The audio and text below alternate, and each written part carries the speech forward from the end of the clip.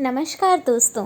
Once a wise man said nothing, अर्थात एक बार एक समझदार इंसान ने कुछ भी नहीं कहा। आशा है आप सभी कुशल मंगल होंगे और अपने ध्येय की ओर बढ़ते ही जा रहे होंगे। कई बार हम ऑब्ज़र्व करते हैं कि बहुत सारे जो लोग हैं वो हमारे साथ आकर के तर्क वितर्क करने लग जाते हैं। हम ये जानते हुए भी कि इसका कोई कंक्लूजन नहीं निकलने वाला है, हम उस चीज़ पर बहस करते ही जाते हैं।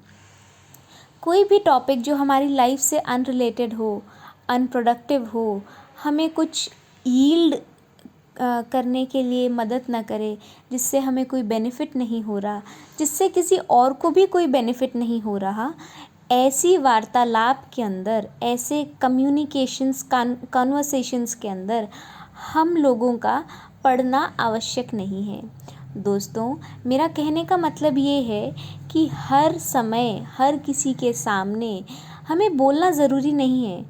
कई बार समझदारी ना बोलने यानी चुप रहने में ही होती है। As I said in the beginning, once a wise man said nothing.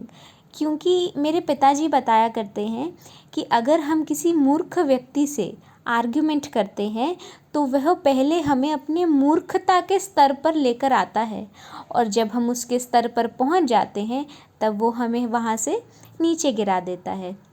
अर्थात अगर हम किसी क्लिफ पर हैं, हम ऊंचाई पर हैं और कोई मूर्ख व्यक्ति बेसमेंट पर खड़ा है और चिल्ला रहा है, अपनी नाकामी से जूझ रहा है, तो वह चाहेगा कि हम नीचे देखें, गिरें और फिर बेसमेंट पर पहुंचे और वो हमें वहां से धकेल दे।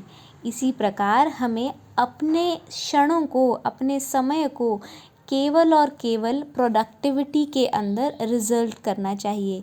अगर हम इनपुट ही अनप्रोडक्टिव डालेंगे तो उसका आउटपुट भी निरर्थक ही आएगा। इसीलिए सार्थक कॉन्वर्सेशंस में हिस्सा लें और हर समय बोलना ज़रूरी नहीं है, यह समझें। नमस्कार।